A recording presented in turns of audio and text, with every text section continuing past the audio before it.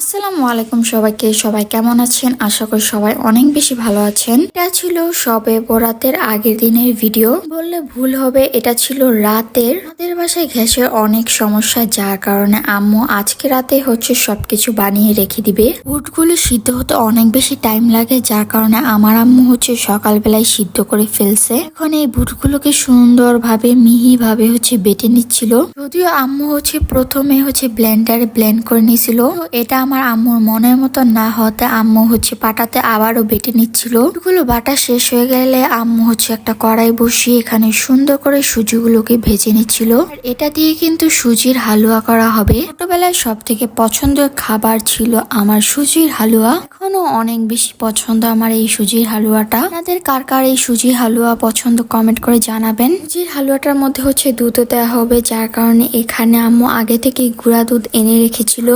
Liquid দুধও দেওয়া যাবে, তবে আমার আম্মু এখানে পাউডার দুধটাই ব্যবহার করবে। আজা সুজির মধ্যে দিয়ে দিল দুধ, তার সাথে দিয়েছে এলাচ, গরম মশলা। এগুলো দিলে অনেক বেশি ঘ্রাণ আসে আর খেতেও অনেক বেশি মজার হয়। তো এগুলো দেওয়ার পর আমার আম্মু এখানে ভালো মতো নেড়ে চেড়ে নিচ্ছিল। এটা কিন্তু এইভাবে সুন্দর করে আস্তে আস্তে লেড়ে যেতে হবে যতক্ষণ পর্যন্ত না সুজিটা ঘন হয়ে আসতেছে। সুজির মধ্যে চিনিটা কম হয়েছিল, যার কারণে আম্মু আবার একটু চিনি অ্যাড করে দিল। এখানে চিনিটা দেওয়ার পর আবার সুন্দর করে নেড়ে চেড়ে নিচ্ছিল। এইভাবে কিছুক্ষণ সময় ধরে নেড়ে চেড়ে নিলে কিন্তু এইভাবে ঘন হয়ে আসবে।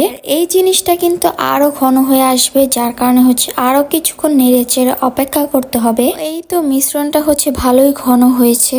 এখন এইরকম একটা শ্রেণীতে আম্মু সুন্দর করে তেল মাখিয়ে মধ্যে সুজির হালুয়াটা করবে আর কি। ছোটবেলা থেকে দেখে আসতেছি আম্মু এইরকম ছেনিতেই সুন্দর করে সুজির হালুয়া, তেল হালুয়া সবকিছু এই শ্রেণীতে সুন্দর করে তৈরি করে থাকে। এই তো আমার আম্মু সুন্দর করে হাত দিয়ে তেল মাখিয়ে নিচ্ছিল। আর এই সুন্দর করে তেল মাখিয়ে নিলে কিন্তু হালুয়াটা লেগে যায় না। যখন চাকচাক করে কাটা হয় তখন খুব সুন্দর ভাবে উঠে আসে। গরম সুজিটা একদম সরাসরি শ্রেণীর মধ্যে ঢেলে নিল। আর এখন চামিচের সাহায্যে সুন্দর মতন এগুলোকে একদম সমান করবে।